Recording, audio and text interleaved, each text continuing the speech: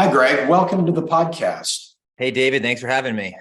Yeah, my pleasure. So where are you calling in from today? Where are you located? I am in Boston, Mass. So it's a balmy 37 degrees and sunny today. Okay. Now, are you a native Bostonian? I am. Grew up about 20, 25 minutes outside of the city. I currently am a resident of the city. So I've been in the city for about 10 years since college. I've lived in the city. So I do love the city living, but I'm sure the suburbs will call me back eventually. Sure. And some of my favorite food is there on the north end. Oh, amazing. Is that right? Is that the correct description of the area? Yeah, the North End, Little Italy. Yep, that's the our Italian district in Boston. So some of the best restaurants for sure in New England there.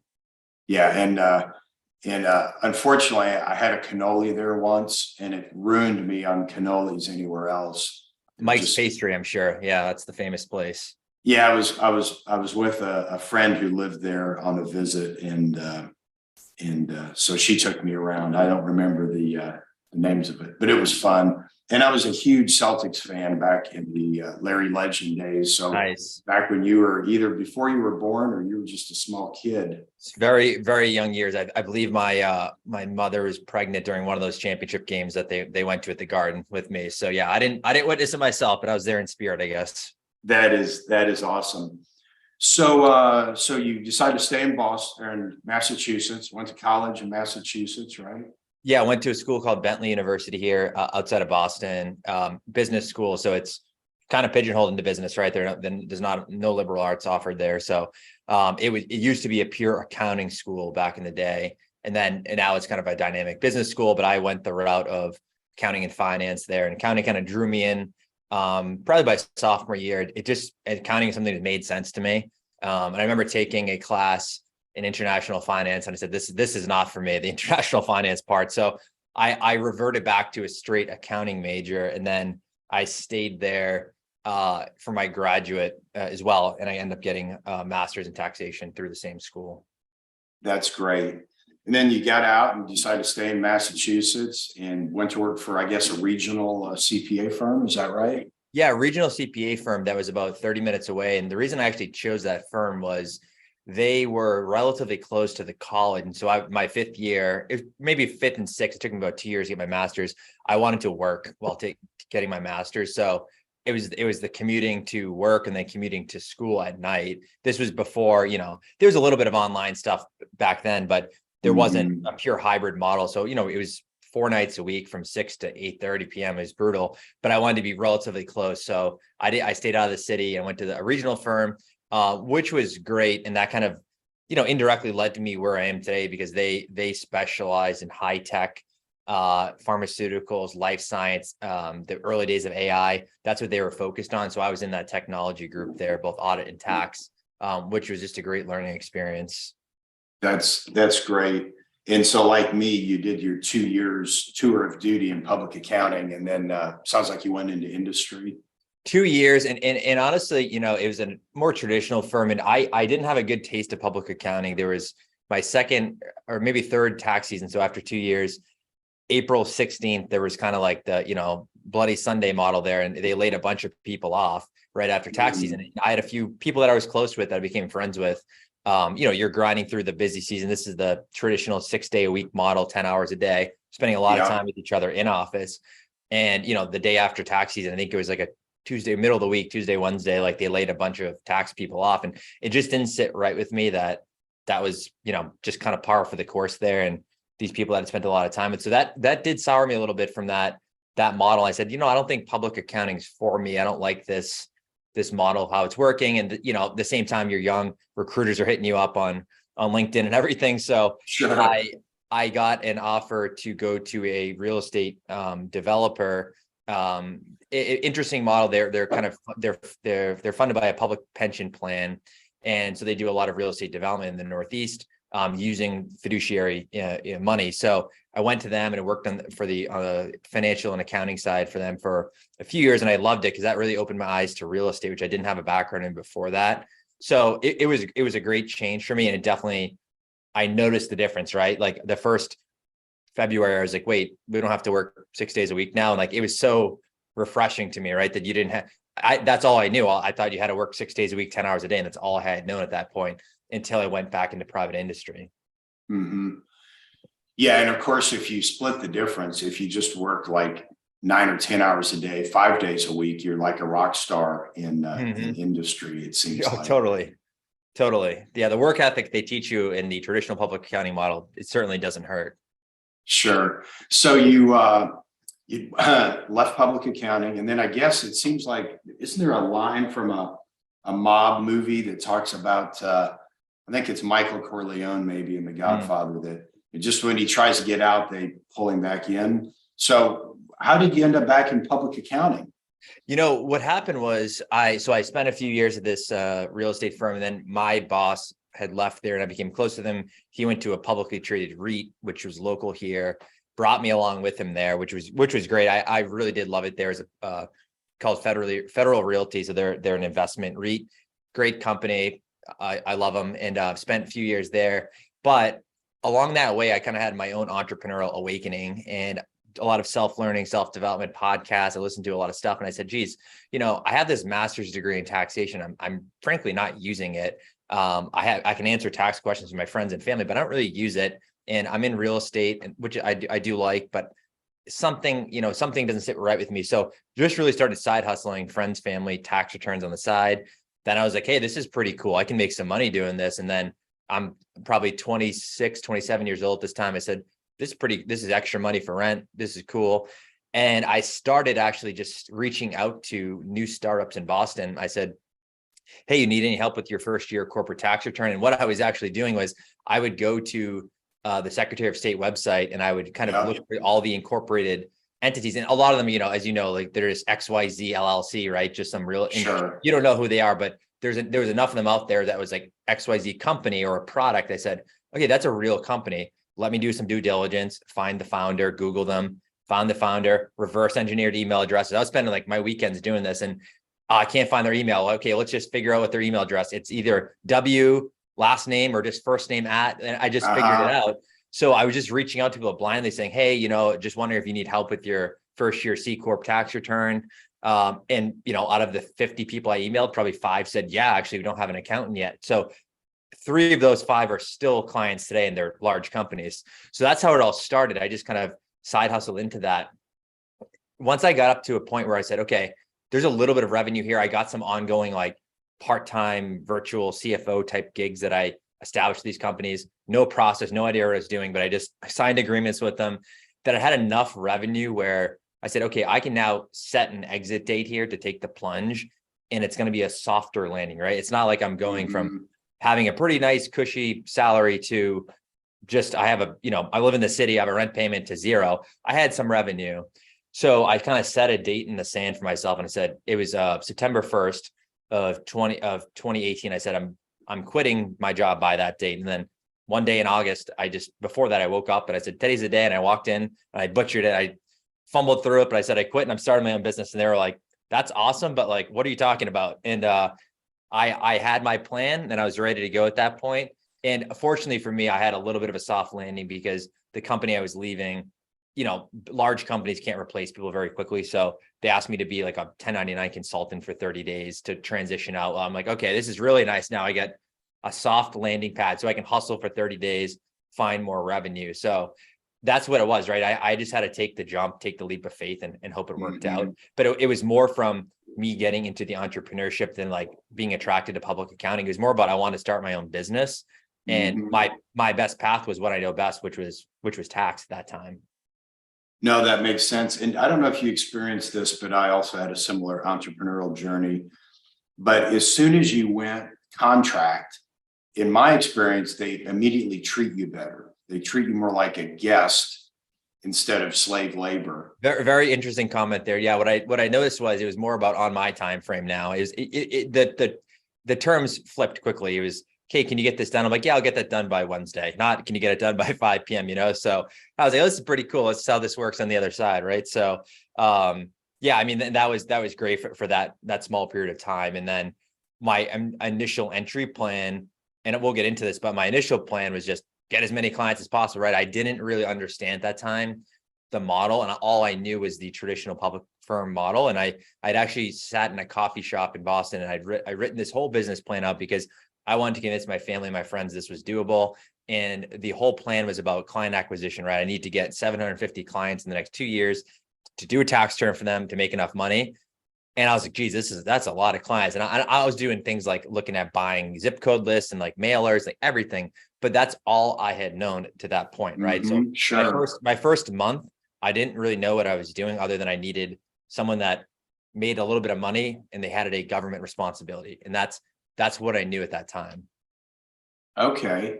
So when did you start to have the mental shift or the epiphany that fewer clients on a subscription basis or a concierge basis was the way to go? I'd love to hear that Yeah. story. So I got started to, like, the end of 2018, this was all in September, October. So got through that.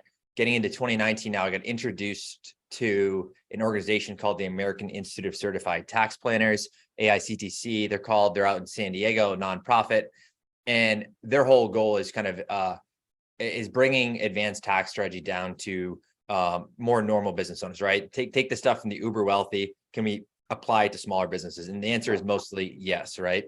So I learned about this. Someone had referred me. I talked to them.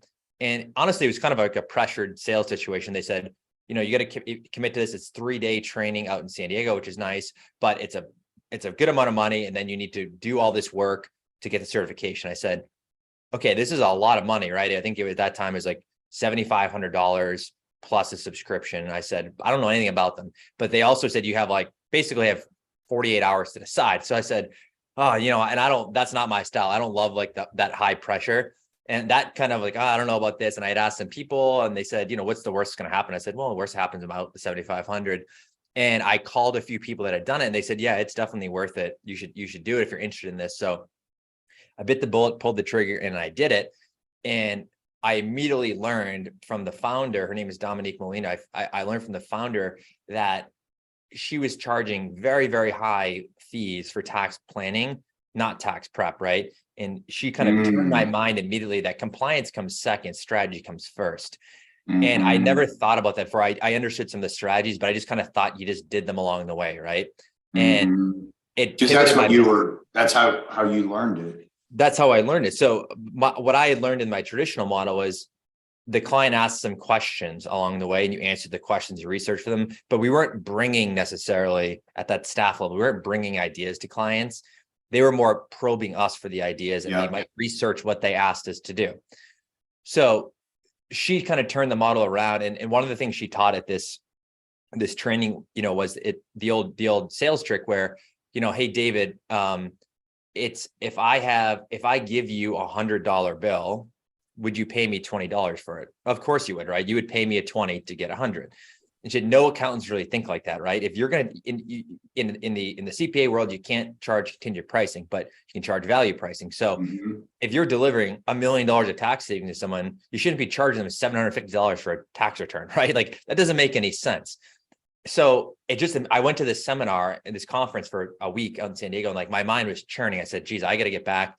And I was on the plane ride back, and there's some prospect that owns some small business here in Boston I was talking to. And I said, looked at their fact pattern. Now I learned how to analyze everything to figure out how to do tax planning. I already had the knowledge in my head. Have a master's degree, but I didn't really understand how to look at a situation properly. So I emailed them. I said, I think there's 15,000 of tax savings here, and they're like, oh, really? Tell me more. I said, yep, we're into it. But, it's going to be, I think I said $3,500 to go through this. And I was like holding my breath and they responded, okay, sure. I'm like, oh my gosh, someone's going to pay me $3,500 to do this like consulting engagement, which I don't even really know what I'm going to do yet. So that was where it was all born. So that was the start of it, right? And then Dominique and that organization really pitch, you need to have a maintenance subscription model on the back end, right? Just because you're selling this great tax plan, the client saving 6 figures, you can't just stop then, right? You have to have some kind of ongoing engagement that goes beyond just filing forms with the government. So that then began the journey of iterations of subscriptions, right? There's been 1,000 to date, but that's where it all started. I said, I wasn't thinking that way at all, right? I was just like, you pay me 500, you pay me 1,000, you pay me 1,000. So I started just pitching to clients, right? Saying, hey, would you be interested in this model? And initially I didn't have my pitch down and people were like, I'm confused, what's involved here? So fast forward to like probably sometime in later 19, one of the members of that organization, her name is Jackie Meyer. She's in Texas, Meyer CPA. She also has a coaching business, and she had been talking to me, hey, you should join this coaching community. It's called the Concierge Group, Certified Concierge Group. And she had a sales coach as well. And I said, I don't need that. I don't need coaching. Like, I'm good. I learned things myself. Kept saying, you should join this. You should join this. I eventually joined it. And that's where the business model really took off, because I really learned how she was pricing these lucrative, I'll call them TAS, tax advisory services on the back end, where, you know, her average client was paying her $1,000 a month for just advisory, never mind compliance after the tax planning, right? I said, oh, okay, I really got to figure this out. So that's where that model is really born, is through these conversations and learning. And I always tell people, everything that I've developed to date has been just, you can use the word borrowing or stealing from other people along the way, right? I take a little bit from that person, a little bit from this person, and then just craft it based on what our avatar client really likes, right? So that was the beginning of it. So like, I was fortunate to not have a very high amount of quote unquote like bad clients to start, because I was in the first 6 months maybe of starting when this all clicked in my head. Whereas I've been in these groups with other accountants that in these coaching groups where they've been operating for 25, 30 years and they have 5,000 clients. Yeah. And they're trying to convert them to subscription and or fire 90% of them, right? So I always say I'm very fortunate and blessed to have started, I'll call it the correct way from the beginning, versus having to just disrupt the business model after 10 years, right? So that's how I think there's some validation you're doing it the correct way. You probably know one of the guests of my podcast, Ron Baker, or familiar with his work. I'm actually reading the new book right now. It's at home, but I got it from Amazon. The one on time? Yeah, Time's Up. Time's Up. Yeah. You know, he's got a podcast too that's really good. I've heard the Soul of Enterprise, right? Yes. Yeah. It's pretty good. A little secret about Ron. He was actually named after Ronald Reagan. Really? He grew up in California, and he was born like in the early 60s when Reagan was governor of California. Interesting. Yeah. Which is back when California was a solid Republican state, which, you know, seems hard to comprehend. That's well before my lifetime. Yeah. Yeah, mine too. So Ron Baker says it's a good idea. And, you know, Ron talks about how, because, you know, his original book, Pricing on Purpose, I think was probably written 25 years ago. And he talks on his podcast that he didn't go far enough then, that subscription is really the name of the game. And you know, it's funny, for 10 years, I've been threatening to start a CPA firm. And every so often I would run this by some folks, and they all loved it. And they're like, where do we sign up? I'm like, yeah, but A, I don't really want to run a full service CPA firm. And B, I don't really have it set up. But what I found was when I talk to potential clients, the vast majority of them are not happy with their CPA firm. Now, that's for potential clients. Now, our current clients, they are all ecstatic with their current CPA firm. Any of the CPA firms of any of my clients, they're all ecstatic with you. Okay, so we're talking about you know, other folks, and the two things they were not satisfied with. You want to guess the two things they were not happy with? It's probably communication and lack of strategy. Yeah, yep. The way they described it was they had to bring the ideas to the CPA firm. There was no proactivity. And the second was all the CPA ever said was no. So the CPA wasn't proactive. So the client tried to be proactive. And then every idea they brought to the CPA said, no, that won't work. That's too aggressive. You're going to get audited. I think what we hear oftentimes, that's one of the, if we have an incoming prospect on our questionnaire that they fill out before they meet with us, we say, do you have a CPA? Yes or no? If yes, why are you leaving? I want to know that, right? Because it works both ways. It could also be that the client is not a good client and we're trying to kind of make sure there's no red flags. But generally speaking, the answers we hear are, you know, I email and call them or contact them the way they tell me to, but it's like 3+ weeks before I hear back at all. When I do hear back, it's not very strategic. It's more of that, what you just said, David, you can't do that. can't do that. And like, they seem too busy for me. That's what I hear a lot. Right. Yeah. And we hear, and like, I think what's happened in the past 5 years is that the evolution of podcasts, the evolution of online communities, Facebook groups, Twitter, there's a lot of people talking about tax strategy out there, and people are reading this, business owners are reading this and like, I'm going to ask my CPA about this. And they don't respond to the, we don't have time for this. A really good example is, not that we want to remember this time too well, but back in 2020, when everything happened at the beginning of COVID, March of 2020, I'll never forget, it was a Friday in March, I believe, when the CARES Act was published, pushed through Congress faster than any bill has ever been passed through on the tax side. And I remember sitting in my office at the time, and I was the only one in this office building because I just wanted to be in the office. And I looked at this thing and I said, geez, this thing is a gold mine of client facing tax opportunities here. There's all these weird things. What is this PPP? I'm like, the way I'm reading this, it's sort of free money to clients if they qualify. And I'm like, what am I missing here? So I spent the whole weekend we had a team of about 3 at that time. We read through it, and like I was networking with other CPAs. What are your thoughts on this? And all I knew is that this is something our clients are going to need. So that next Monday or Tuesday, I one of the first videos I ever published for clients, I published a video about it. I remember my hair was long because we couldn't get haircuts and everything was shut down. I published this video. I said, this is how you have to do it. The applications, contact your bank immediately. And we decided at that time, honestly, screw tax season. Let's shift into this, because if we're late on a tax return, an S corp return, or whatever, we have to pay a little penalty, who cares? These people are about to go out of business, and we can get them $250,000, right? So we shifted everything. And what happened there was our clients were sharing our content with their friends and family.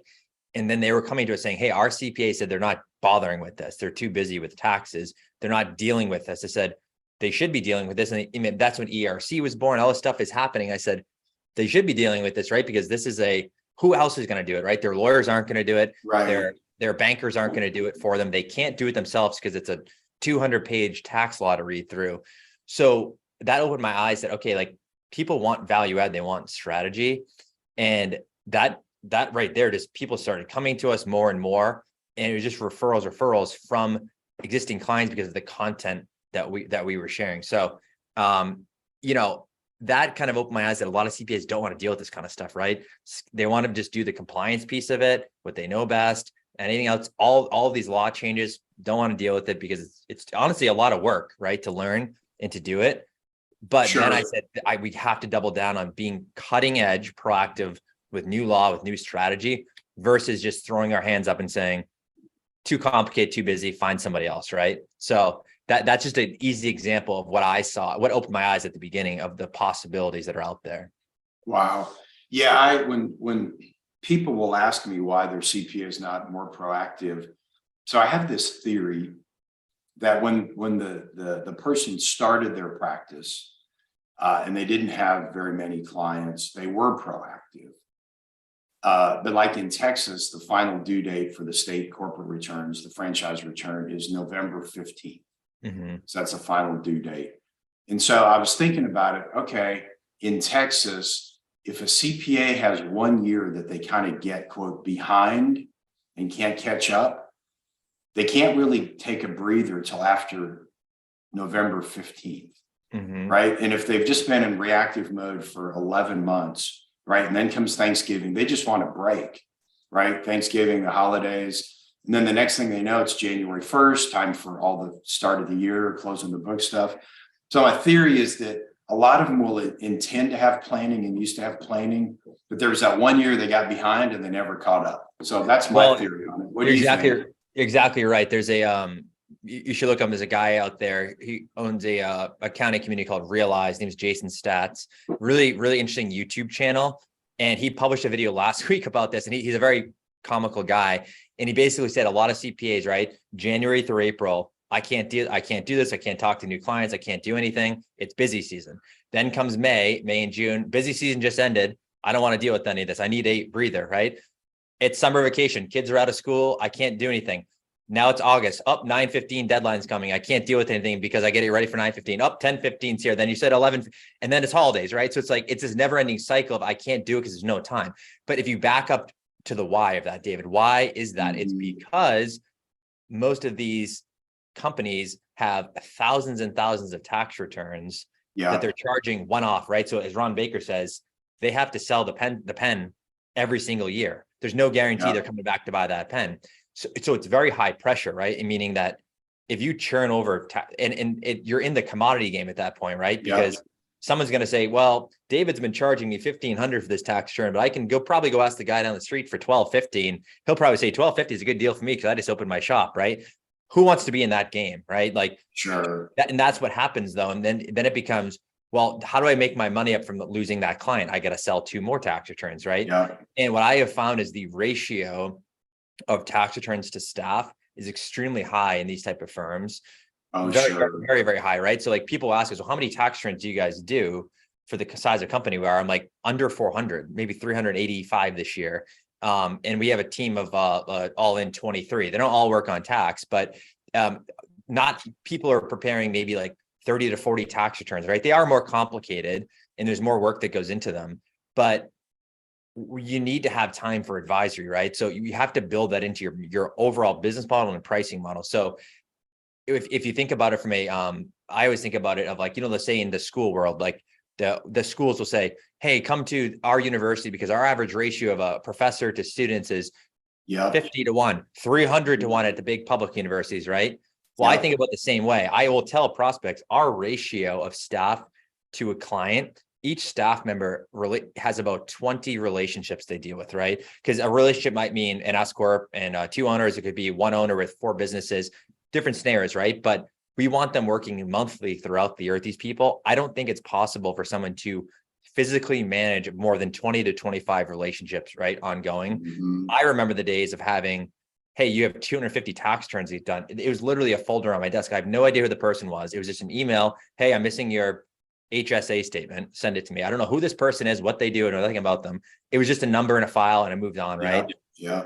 But the way I think about it is how can you really add value to someone from this standpoint if you're dealing with the volume, right? Too many. Now, where it gets tricky, David, and this whole thing is that people say, well, my staff can't handle that type of advisory, right? So the issue with a lot of smaller firms is getting the staff to buy into the advisory piece of it and getting comfortable. So we do a lot of self-training, we do a lot of programming to make sure that the team's comfortable. And then second, at the top, we need to do a lot of what we call one-to-many advisory, right? So what I mean by that is we're doing weekly client-only strategy videos, weekly client-only knowledge-based guides of how to implement that strategy. We're doing monthly webinars with experts in different various fields like real estate, insurance. We bring them in, talk to our clients where I can negotiate and get all this stuff done in the background. I can create videos, but then the clients get them all, right? They feel satisfied. They're getting high-level advisory. They can come back to our team to answer the questions. The team's educated on it. So that is what I think is the forefront of the next part of advisory is getting firms to buy into this one-to-many concept, right? Of, hey, although there are only maybe 3 people at the firm that really, really know this strategy, why don't they just record these videos and record this stuff for clients and get it out to them, right? So I think that's brilliant. Instead of having the same conversation 300 times. You know where it clicks for me, David, and every accountant gets the question, how do I deduct my auto through my business, right? Like I had a breaking point like a year and a half ago, and I'm like, I can't get this question. I can't answer this anymore. Like the staff is asking me, well, this is because they're an S corp with 2 owners, like blah, blah, blah. How does it differ between the partnership and the S corp? I said, I can't do it anymore. So I recorded like a 20-minute video with a whole guide, a nice PowerPoint. And I said, if anyone ever asks this again, you send them this to our staff. So what that opened me up to, right, is, okay, that's interesting. That's going to work. Why don't I do that for everything? So what we did was developed an internal knowledge base of strategy where if a client asks something, I'm 90% sure. Now, maybe I don't have one on IC discs yet, but I'm 90% sure on other strategies. I have a written guide and a video that's already been done in our database that we can send out to the client to at the very least, get them comfortable and educated. Now, they may have specific follow-up questions to that, but it's not reinventing the wheel of, in order to deduct your auto, you must do the following, right? Which is a 20-minute time suck for the staff. So this whole one-to-many world has opened up my eyes a lot of what the possibilities are in the future. Yeah, and that's also a part of what they get for that subscription is that knowledge base. Correct. And then we tell clients too, because here's one tricky part, right? Where Ron Baker talks a lot about this, and we've struggled with this mindset wise, right? Is in the the CPA profession, the tax or even legal profession, are you doing a subscription or are you doing an annual fee divided by 12, right? I think Ron Baker will say, is it recurring revenue or reoccurring revenue, right? There's a slight difference there. And geez, I'm like, I think I felt a little trapped in that too, right? Because what a CPA might say, including myself, is that, well, the tax return in 2021 might be a lot easier than it was in 2022. I need to reprice it in 2022. But you don't know that information till like November, right? Or December, what happened. So I said, okay, but Ron will kind of counter that point and say, it doesn't matter, right? You're pricing a customer for life. You want that average customer lifetime value to be 7 years or more, right? You want to have this long relationship with them. So does it really matter if you lost $500 from a little bit more complicated input of time to that tax return this year? So that's a mindset shift we've been going through, right? Let's just say you're working with me, David, and then in June you say, hey, I need to have an extra meeting with you because of this deal that I'm about to do, right? But I'm like, well, the agreement says it's 4 meetings per year. You want to fit. Right. Some people might get all bothered by that and say, well, I got to charge him a rate to do that meeting. And I think we're saying now is, no, just do it. It's relationship goodwill. It's going to come back to us in the back end, right? So, or here's the one that everyone deals with. A client comes in today. They say it's March 15th. I extended my S Corp. Do you think you can do my S Corp and my personal return for 2022? Now, what I used to say is we will do that, but that's a separate fee because that's in the past. We're pricing the future. Now we say, yes, we will do that as part of the subscription, right? Because I'm pricing this relationship with you and we'll get that done. It's an opportunity cost to us. We're giving up someone's staff member's time to get that done. But why would I try to jam them up front where I know they're going to be with me for 7 years, right? Well, and especially if you have some excess capacity. Yep. Your incremental cost is zero if you had the capacity.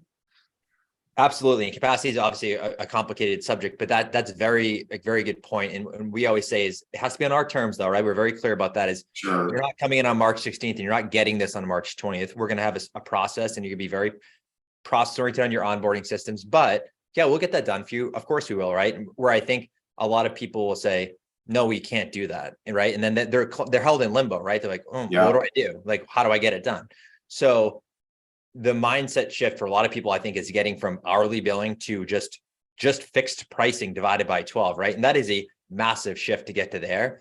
And then getting from the fixed price divided by 12, I call it, to a true subscription where it's truly month to month. If someone wants to really work you over and they join in January and then you do their S Corp and they quit on March 16th, hey, maybe you're out, but it is what it is, right? And I think the counterpoints that Ron always says to that kind of stuff is, if you're doing a really good job and you have a really good service and you have a really good subscription, they're not going to leave, right? Right. If they're very mediocre and they're paying you and you're not doing much for them, they could leave. So, I've become a really big believer in like, you have to have like a really good model. You can't just figure out the pricing and say, great, I'm going to price David now. He's going to pay me monthly, but not change what you're doing for them. You have to get in front of them, add more value in like a true subscription, like Netflix. I'll use an example. They didn't just upload 200 movies and just say, see you later. They upload new stuff like daily, right? So we're trying to think that way. Now, of course, we're not like uploading movies here as a business, but what can we keep adding but not changing the price, right? So one of those things is let's weekly add more content to them, right? Give them content.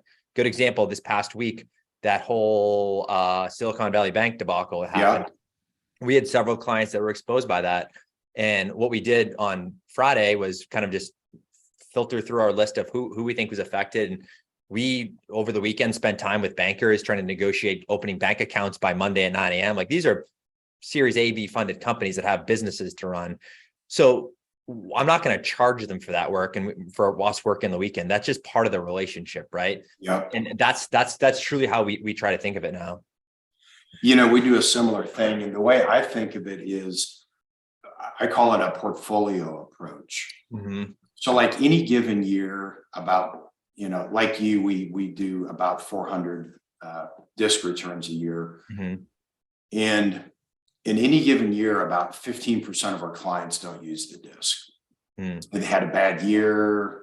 Their exports were way off for whatever reason, they don't, and we'll file a zero return for them. And so Usually we don't know that on January 1. If we knew that on January 1 and we just say, okay, zero return, no more time. But we usually don't know it till the end of the year. We've already spent some time, and we've already done the year-end estimates to make the 60-day estimated payment. That's usually about the time we're finding this. But usually, most of the time, I have to be careful how I say this, depending on the fee structure, clients who are on a like a platinum plan, if you will, we usually don't charge them for zero returns. The year they have a zero return, we don't charge them anything for that, just because we know they got no value from it. If they didn't use the disc that year, it probably means they had a bad year financially. So the last thing they need is one more expense that they can't really justify. And the traditional approach to that is, oh, geez, Dave, you're stupid. You're leaving all this money on the table because if we do charge for a zero return, it's typically $3,000 or something for a client who's, who we're talking to periodically. And, but we don't think about it that way. We think of the whole portfolio, and just kind of like an insurance company that we can absorb doing 50 zero returns a year and not getting paid on those, because it's not always the same 15% of the clients. And so as long as the portfolio is growing and the portfolio profitability is there, we really could care less. And the funny thing is, like, that's when you really cement those client relationships, is when they have a bad year and you don't charge them anything. Like, hey, we never got our invoice. Oh, yeah, no, we're not going to invoice you. Yeah, no, totally. I think that portfolio example is good, because I think, we all, the other side of our house here too, we have a full service client accounting division. So you're doing monthly accounting and stuff. And a lot of people get hyper focused on the profitability by client, right? Like, hey, this client, it takes 8 hours a month to do their bookkeeping. This one takes 4, right? So we always think, okay, well, we want to price it as accurately as possible, but in the aggregate, are we making money on this service? Yes or no, right? I think it's so hard to, and our model, we're not going to say, hey, David, you had 82 accounting transactions last month. This month you had 104, so your fee goes up this month. We're not doing that, right? First of all, it's an administrative nightmare to do that. But second, I just don't believe that, to me, is the nickel and diming approach. We're not into that. Sure. So we want to get their stuff done timely, accurately, and add value to them. So yeah, if this one client is kind of growing throughout the year pretty rapidly, we'll deal with that when they come up for renewal, right? The next year. Sure. If we're gonna, or we say, hey, you got to go to the next tier up here, but we're not going to kind of just upcharge them along the way here. And yeah, could our margin be a little bit lower on that client that year? Yeah, probably is. But there's a whole other bunch of other clients, right, that we have very good margins. And so on the aggregate, it is fine. So again, I think accountants by nature don't like that approach, because it's not like perfect, and not everything's, you want everything at the same 60%. I want a 60% margin on everything, right? It doesn't work in reality. And I think when you look at other large businesses that are very successful, like insurance companies, that's not how they're doing it, right? So that's exactly how we think about it. So, but again, that is the mindset shift, though, to get there. And you'll have some clients who are very profitable for you because they're just great clients. They really don't need that much of your time. And in their mind, what they're paying you for is your expertise and your availability if they do need you. They're really paying for that, that capacity. And it gives them peace of mind, even if they don't use it very much. And that's where I think, Ron talks about CPAs are terrible at underpricing their service. Ron says CPAs are the most insecure of the professions, and he bases it on what they charge for stuff. And you make a good point about the access there. Like, access is a really important thing, because, sometimes you get the objections from a client. Like, I think the trap we don't want to fall into is, what am I getting every single month for this, right? They'll say, because I think people, and this is why people get scared away from this model, is because they've had a bad experience trying it where, it's probably not the right fit, right? So you make sure the client is correct to go into this, but they're like, I didn't talk to you in February. I want my money back, right? And like, you got to be really clear on what's included in this, right? And part of that is the access, like you said, that, hey, it's insurance, right? If something happens, we're going to deal with it. If you have a question, you can get through to us, no problem. And from a service perspective, you better be sure that it's true that they can get through to your staff, no problem, right? You can't say, hey, I'm charging this monthly fee, and then they send you an email or call you, whatever, and it's 3-week turnaround, right? That's not going to work either. So you do need to make sure that your fulfillment is up to par here. but you really need to tell them like, hey, you came to me and saying that you're paying 37% in taxes, your CPA doesn't respond to you, they're hard to contact. I'm telling you, we're going to do the tax plan, we're going to get your books in order, and you can contact us with our turnaround time is no more than 24 hours, we say, with a client question. Now, you might not have the answer to that though, right? They might say, hey, Greg, what's this IC disc thing? I'm not gonna be able to turn that around to them in 48 hours, but Sure. I'm going to tell them, I acknowledge your question. We are working on it and we'll get back to you in approximately 2 weeks, right? That's all they want. And I think the trap people fall into is, oh yeah, I know that guy emailed me. He's a pain. I'll email him later. But that in that guy's head, that is the biggest problem in his life right now, right? And you're ignoring that thing. So communication protocols and we think it's very important to teach your clients that come into the subscription and onboarding what the expectation is, right? It's not same day. It's not, hey, email me at 12, response before. No, that's not how we do it. And we actually have a protocol with clients that if there's a true emergency, they have a way to get through to us with an emergency code that literally sends red flags out to our team. And we say the only way you use this is one, there's some type of situation with blood, or two, the IRS is armed at your door. Other than, and if that happens, there's nothing I can do anyways. But and someone actually used it the other day because of the Silicon Valley thing. They said, hey, I'm reading these rumors on, I didn't think I was going to use this, but I'm reading these rumors online. This bank's going to go under. And I said, someone showed it to me. It's like, there's no way that's true. And I looked it up online. I'm like, oh crap, he's right. Like he's got to move his money right now. But you want to teach the clients upfront what the expectations are, because again, if you don't do that, it can become chaotic where everyone's like, I got to use this subscription. I got to email David 8 times a day on everything I read, right? They can email you 8 times a day, but they need to be aware of what their expectation of a response is. I'm just fascinated by, because I've never heard a CPA firm, think like this. I just have a ton of questions. So one is, do you include audit defense in your fee, or do you charge extra? So we have a little protection there up to 8 hours we do. And, again, my experience is that generally it's going to cover the majority of things we've done. I mean, we don't offer IRS rep as like an outgoing service. Like we wouldn't take on a client that wants a rep, right. But for our clients, correct, we will say, hey, up to 8 hours. If any type of like pesky notices about whatever, we'll deal with it. If we need to get involved with the IRS, we hope that 8 hours covers it. If not, we'll talk about it, right? We don't say that if not, it's going to be this huge fee. Let's talk about it, because we've had a few audits this year, and they're nothing audits, but they can drag out because of administrative paperwork and it's just the back and forth, right? It takes forever. But yeah, we want to give clients peace of mind that if anything happens, we're there to help them. Well, if you want a little tip that I've learned, a little free tip is, so we also include audit defense. We put no limit on it. We just include it. And then when I have a client who has some price sensitivity and pushing back on fees, I'll say, yeah, no problem. And one of the things, I forget where I learned this years ago, when somebody wants a discount, they have to give up something. So we have all these things that we can strip out. And one of them is audit defense. And if they strip out audit defense, we'll usually take $5,000 off our fee for stripping out audit defense. And guess what percentage of the time they want it removed? Like 1%. Yeah, so they probably never do. Yeah. And I can tell you, it's probably it's one of the most profitable aspects of our fee, just because I did the analysis on probability, how much time it takes. But again, we're like an insurance company, because for us, we're spreading that risk across hundreds of clients. But for them, they don't want that risk.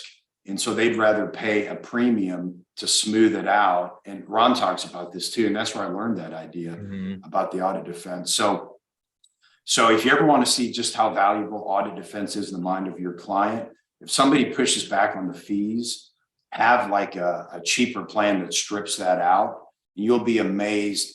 But it's funny, on the flip side, if you say, hey, we have this add-on unlimited audit defense for $5,000, nobody takes advantage of it. You're right. It's the takeaway versus add in theory. Yeah. If it's just offered as, we've tried that too, offering as an additional, and many people, it's just like when you buy a flight, right? They say, do you want to add on the $238 Alliance insurance for this flight, which almost everything is excluded, from it. Yeah. But you'd be dumb not to buy this. And most people select, they'll think about it and they're like, I'm going to roll the dice. I'm not doing it. Right. So, but if it was already in there, right, if part of the price, different story. Yeah. And the other thing that lets you do too, that I've discovered, is, we basically have a platinum plan that is all in, everything's included. I mean, it's the top of the line. And then when people like balk at that, we have a whole bunch of things we can offer them in exchange. And again, all these are from Ron Baker. One of them is if a client's willing to sign a 5-year engagement letter, I'll give them a discount for that. If a client, wants to strip out audit defense, I forget what else we do. Those are kind of my two go-tos. And it's funny because like the 5-year engagement letter, I don't actually hold them to it. I mean, if a year later they don't want a disc anymore, or they just don't like us, I mean, I'll let them out of it. But it's just interesting how psychologically that it's like, yeah, we love your service, but it'd be great if you could do it, for 20% less. Hey, no problem. Sign a 20-year engagement letter and we'll take 20% off. Right. And it changes the whole dynamic because they're like, well, and I can tell you when I give them options, they frequently end up not stripping out the audit defense or taking the 5-year engagement. It's kind of like when you lay it out. The other thing I've heard that I've been kind of studying recently is the concept of adding more value, right? So let's use the same example. And someone says, $20,000 for your annual, all-in fee. That's a lot.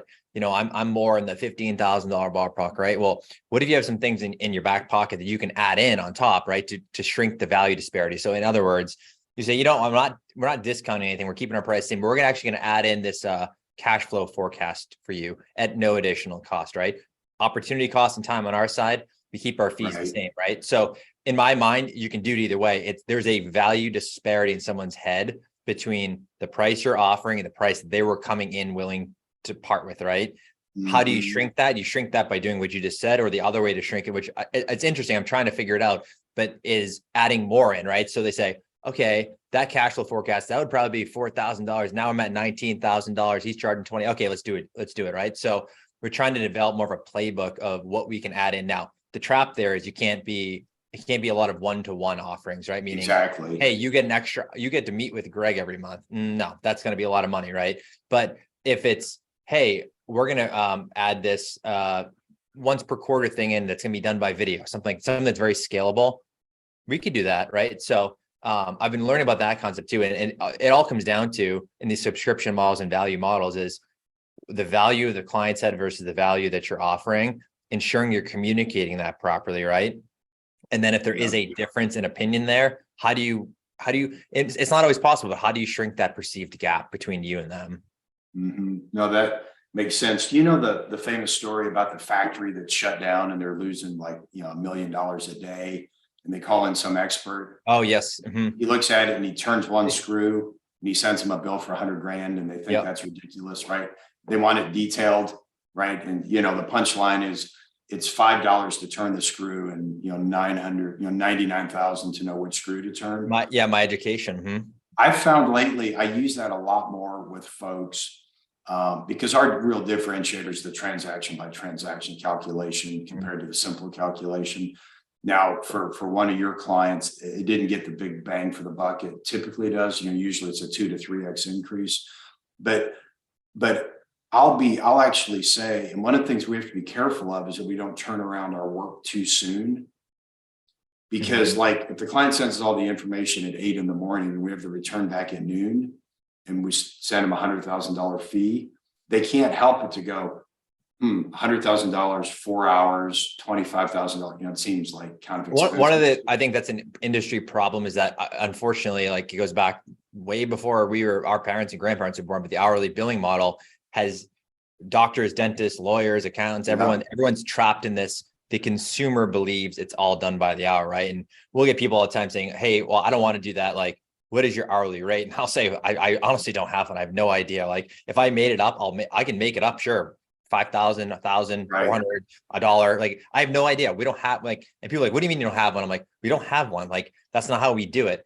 And we don't, another controversial subject, but we don't really track time. So, there's occasionally projects where I think it'd be useful to understand the inputs that went into it, to understand the staff's ability to complete that project. But I don't read time reports. I'm not reading a time report of how long they spend on a tax return. I have an idea. How do I know that?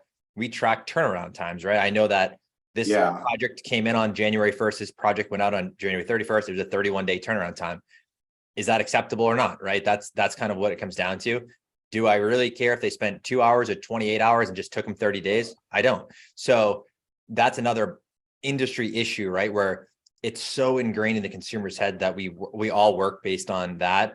It can be frustrating too, to try to explain to someone that's just not how we price, right? We price based on the value we're going to deliver to you and the expertise that we have in this subject. Yeah, and I think Ron says the research shows that a professional services firm, like they spend 10 or 15% of their time Tracking time. tracking time. Yeah.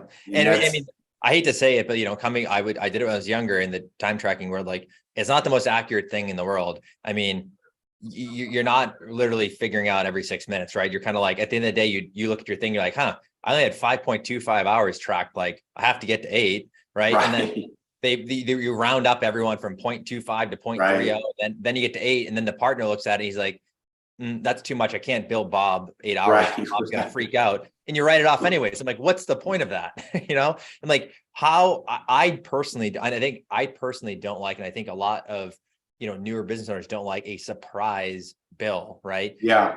I don't care if it's expensive, as long as I know it up front and I agree to if someone says, hey, Greg, this project that we're going to help your firm do is $40,000, and say, okay, well, what am I getting for that? Okay, yeah, makes sense. I'm good with that. What's the payment schedule? Cool. But if they said, oh yeah, we'll just we'll work for the next 6 months and then we'll just send you a bill, I would be anxious about that, of what it's going to cost, right? And then they hit you with the $40,000 bill, and I'm immediately going to be upset by that.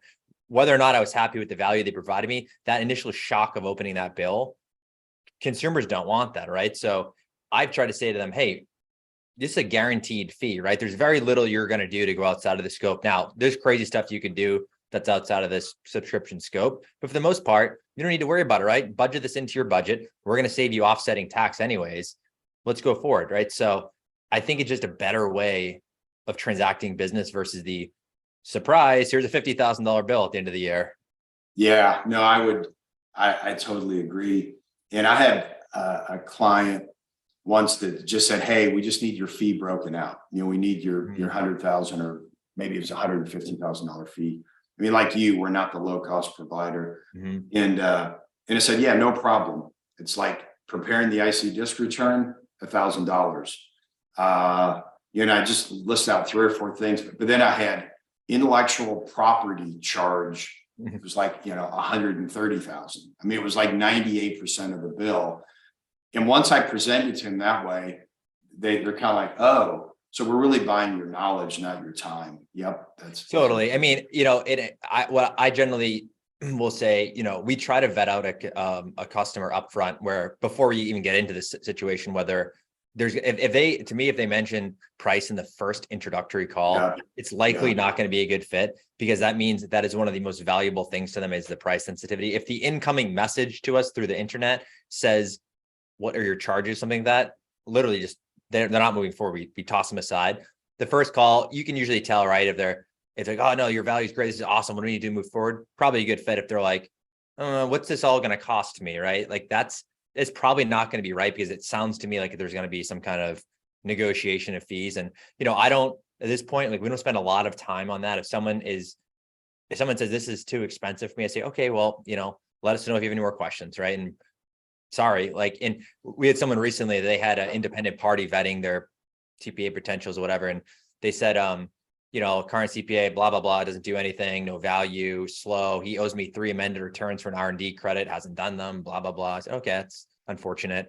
So we gave him the pricing. They said, your pricing per month is more than that guy charged per year. I said, okay. And said, well, why is it 12 times as much as he? I'm like, we're not doing the same thing.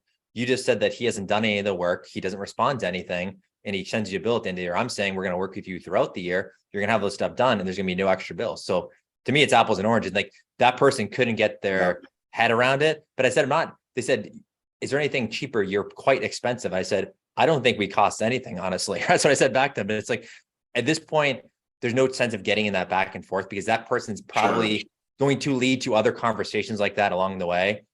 So I've always said to other practitioners that are starting this, don't get in the back and forth of trying to justify your pricing model.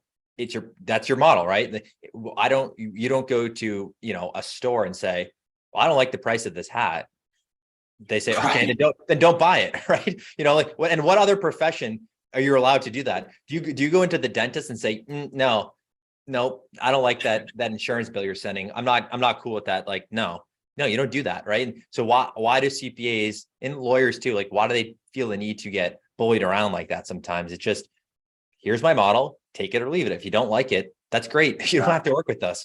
So and I've had that feeling too, of like, you do generally want to help so many people. You want to get them over the hump, but if they can't see what you're offering has value, don't force them into it, right? Because it's probably going to lead to worse things down the road. And I've done that, right? I've done that before. So you want to just show them value. If they don't like it, go your separate ways. No, understood. So I've got a few more questions. So the one is, so I'm quite frankly, I'm kind of, I'm borderline shocked that you started the firm less than 5 years ago. 5 years in November, October. Yeah. Yeah. So will that be 5 years this fall or 6 years? 5 years this fall. Mm-hmm. Yeah. So it's not even been 5 years. And I wouldn't have been surprised if you said your team had 3 or 4 people. But you mentioned your team is 23. 23, soon to be 25 on Monday. 2 people starting Monday. That is awesome. So how, every CPA firm I talk to says they cannot find people. So how are you finding people? Do you have a little hidden community in Massachusetts that you get all these people from? So yeah, we didn't really get into this before, but like the model overall. So we're 100% virtual. So myself and my partner, John, are up here in Boston area. And every single person other than us is in another state. So we have actually, you know what? Like if you want to say we have the most employees in Arkansas of any state. We have 3 people in Arkansas. But I bet I can guess why. There is a price disparity, right? Of hiring someone in New York City, right? Yeah. Or down south. That's just kind of the economies of scale of what has opened up from COVID. And when we first started hiring in 2019, it was difficult because there wasn't a talent pool of people looking to work remotely. So my first employee that we hired, he's still here today. He was in Pennsylvania. And I said, oh, this is interesting. He can work for me from Pennsylvania. And I'm quite surprised it doesn't cost what it cost in downtown Boston for a senior accountant, right? Mm-hmm. So I kind of opened my eyes up. So what we've gone with the model of, I have my ways of targeting and online stuff like that, but it's literally work from anywhere. We have an employee whose husband was deployed in the military and she works full time from basically an Air Force base overseas. We've done international hiring in Philippines. So we are technologically set up for success to work with someone wherever they are, as long as they have an internet connection. And I think we lucked out in that was the vision from really 2019 forward. And then when COVID happened, the technology frankly got a lot better, and the employee pool looking to work this way exponentially grew, right? So I do feel for the firms that are 100% in office that their talent pool is limited to a 20-mile radius, where I'm not exaggerating that our talent pool is truly anywhere in the world, right? Yeah. So and that arbitrage and that rate arbitrage of somebody who, is in a market that doesn't pay as well, that all of a sudden they're being paid on, Boston. Totally. Scale. And it is difficult, right? From an employer perspective too, to understand the cost of living adjustments between 50 states, right? Like frankly, it's not easy to figure that out. And then if you're going to do some international hiring, figuring that part of it out. But, generally our team, like we want to make sure they're compensated on the value that they're bringing too, right? So we're not really into, like, when we have contractors that help, we're not really into hourly rates. We'd rather have a fixed rate, because we know what the value they're going to bring to us. So I always say in the hiring front is that I haven't really found much success using a recruiter. I found more success really going down the rabbit hole ourselves and targeting people on LinkedIn, on Indeed, these different platforms, and just having a conversation with them and saying, hey, let's just have a conversation, see if you would you like doing this, right? Because you may not like working remotely in this kind of atmosphere. We are high paced, we're fast growth.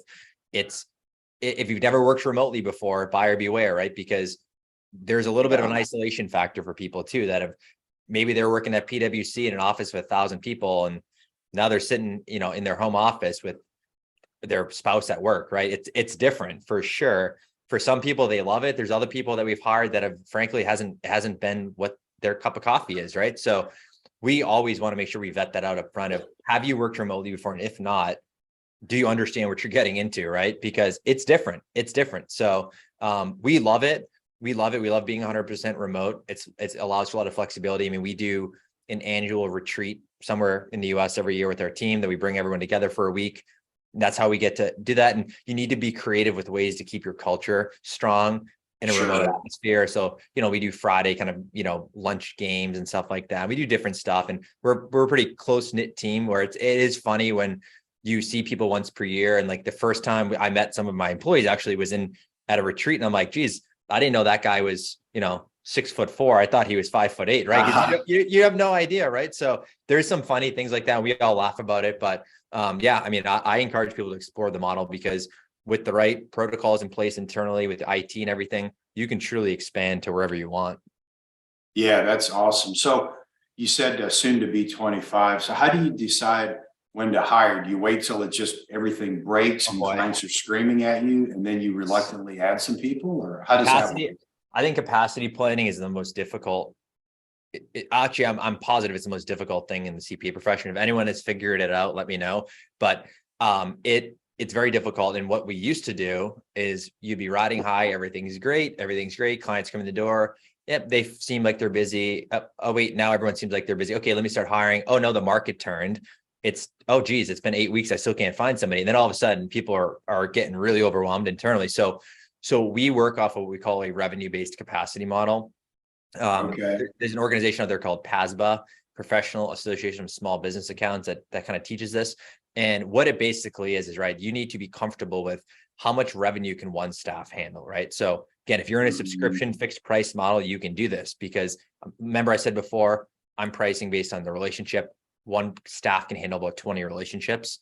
Yeah. Well, if you're pricing things correctly, I know what 20 clients equals from a revenue perspective. Right. If your staff works with that person throughout the year and handles 85 to 90% of that work, and they might need some other people to chime in, but they're doing all that work, the margin that you're getting on that, right? So we look at it as a revenue-based model. So if someone has a $10,000 gap on their revenue, I say, okay, that's equal to a few clients. And if I look at across the portfolio, I say, geez, we're 6 to 8 clients away from being at revenue capacity. We got to get hiring, right? Because I know that we're bringing on 2 to 3 subscription clients per month, whatever the data is.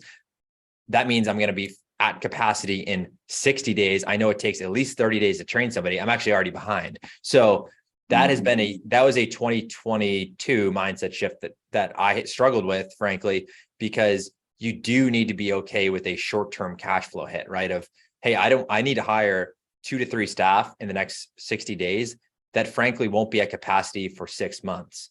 And I'm carrying that cost, but I'm confident long-term, my sales and marketing plan works. This is going to keep coming in.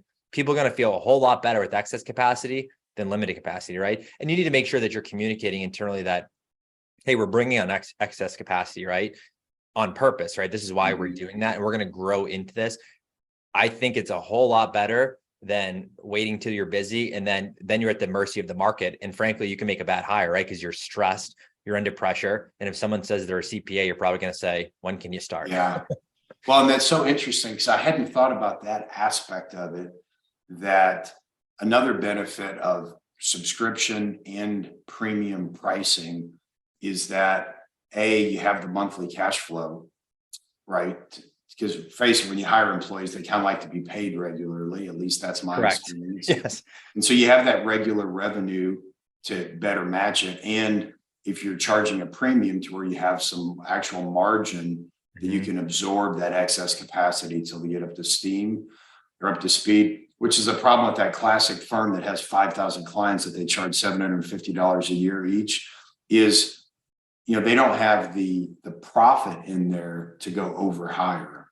It seems it depends on the time of the year, right? If it's collection season, they're feeling good. If it's not collection season, they're probably going to have to take out a line of credit or debt to pay for that, right? So again, that is another benefit of the subscription model, is that that's like the most basic benefit to me, is that I know that on the first of the month, there's a lot of money coming in. You don't think it twice. You kind of take it for granted, right? Like, we don't have AR, right? And I always say, why do accounting firms have AR? And I hear people talking about writing off collections. I'm like, what are you writing off, and why are you doing that? Right.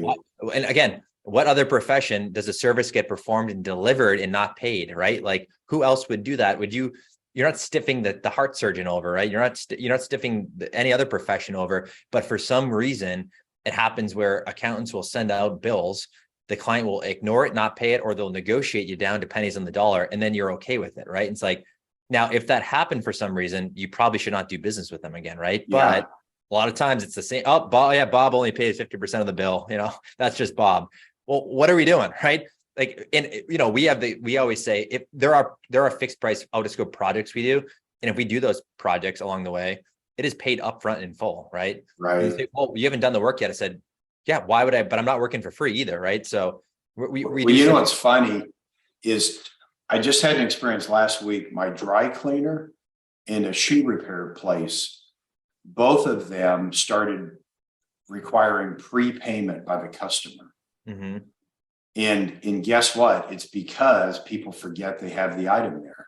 It just sits there. Mm-hmm. It just sits there, that they legally can't do it. They legally can't get rid of it. Mm-hmm. And so they are prepaying. And I'm like, that's brilliant, because, and I talked to them about it and I said, hey, what percentage of the stuff do people forget to pick up now? And they're like 0. Mm-hmm. When people have prepaid for it, like Totally. it gets stored in a different part of their brain. Well, it's like, imagine if you said if you rented an apartment, or even if you own a home, you said, well, I'm not paying my rent till the 31st. I haven't used the apartment yet, right? I'll pay it after. Like, that's that mindset, right? Of, why would I pay for something hasn't been done yet? I haven't been able to live here for 31 days yet, so I'm not paying the bill. No, you paid up front. So it's like, again, I don't think there's actually a rhyme or reason, other than the culture of the CPA and the accounting community has gotten, frankly, abused over the last 200 years, where it's just, that's just what it is. You do the work and you send the bill and you hope that they pay it, right? Send it, hope.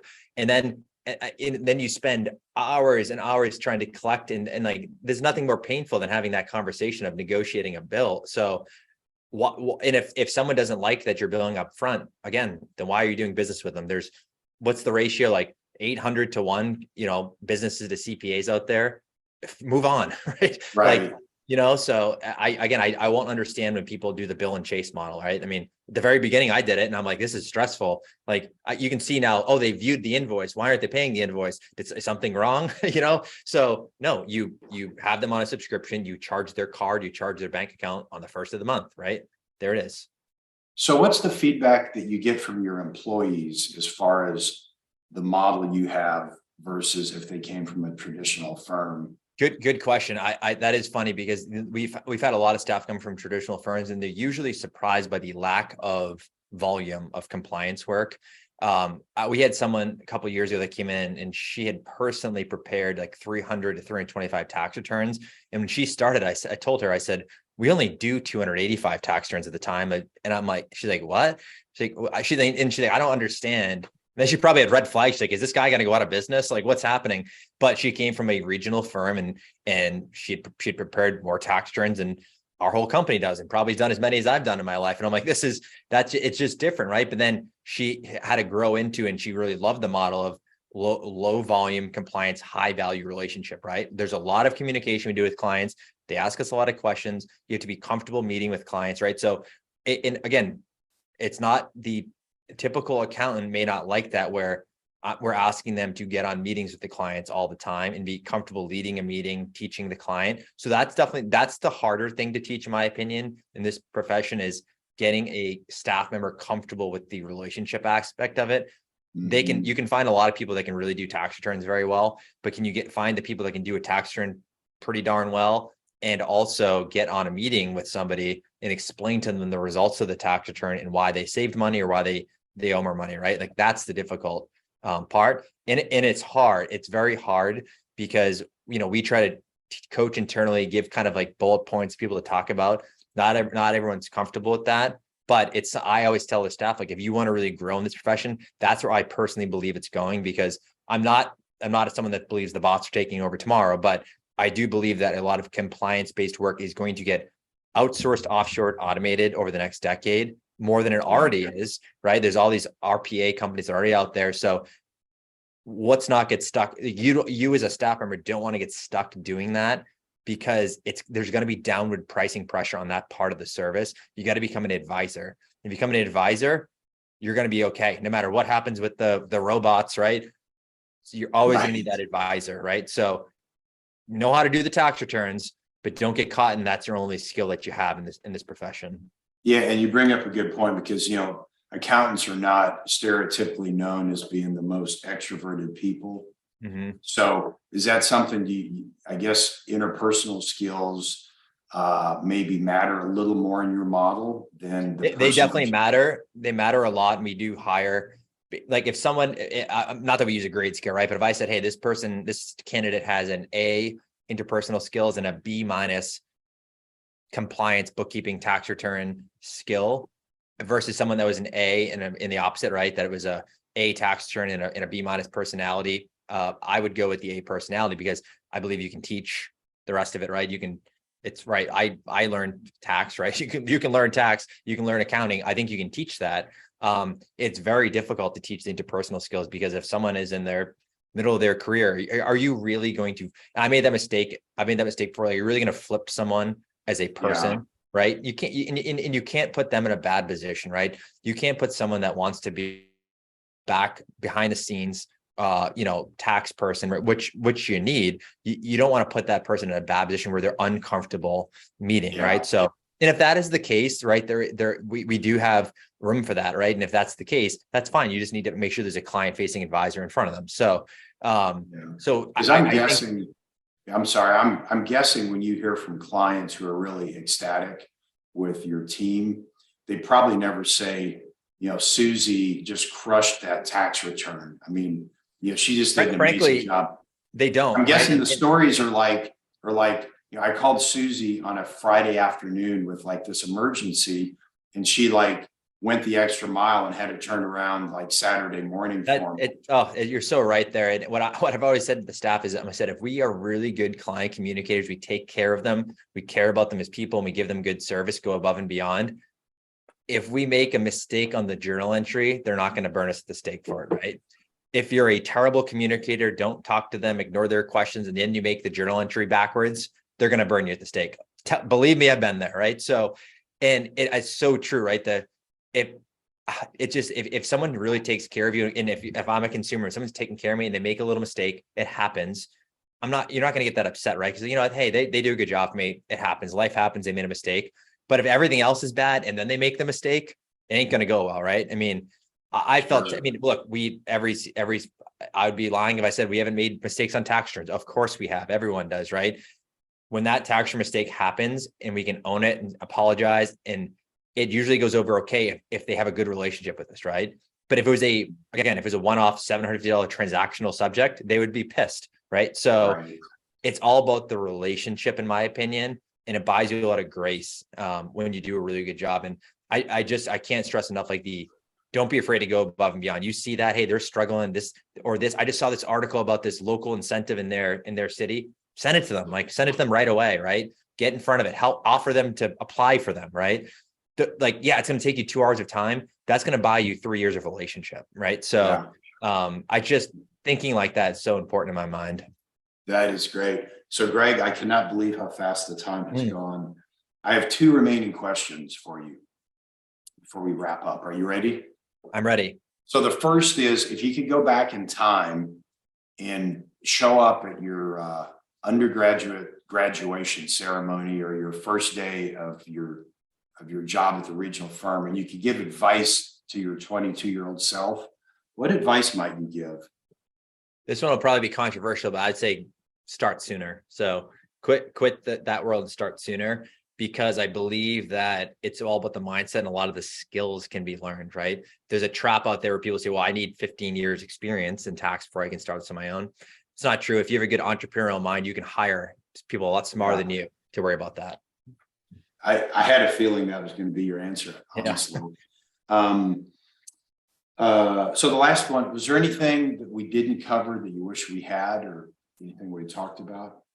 No. I mean, you can go down so many different rabbit holes in this world. I just think that, I'm just such a believer in this subscription model of growing a business this way. I think you can grow quickly. And I also think one of the best things out there is there are a lot of communities of like-minded accountants out there, and getting in those communities is so valuable to me, where I can ask people these ideas, throw crazy things off the wall, and you're not getting judged for asking these crazy questions. So those exist, they're out there. So I always say join communities, right? And just tell them, hey, here's where I'm at.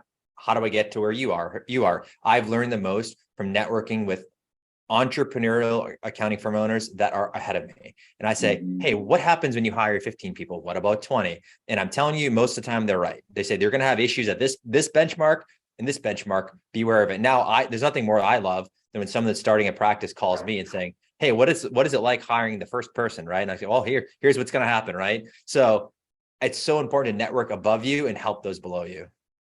Okay, that is great. And so if you're hiring 2 more people, you probably have capacity for the right client. How should people reach out to you or find you or learn more about you? Or if they want to hire you, what should they do? Yeah, definitely. So our website is gotaxplanning.com, gotaxplanning.com. Best way to get in touch with us. I'm on LinkedIn as well, Greg O'Brien. And yeah, I love to talk to like-minded accountants or anyone out there that needs help. That sounds great. Well, hey, Greg, I really appreciate you taking the time. This was really, I really enjoyed it. And it was really refreshing to hear your enthusiasm around this model and, kind of connect with the Ron Baker mindset similarity we share. So I really, really appreciate the time. And I'll definitely be looking out for folks to introduce to you because I love your attitude, your mindset, and the model. Thanks for having me, David. I enjoyed this as well.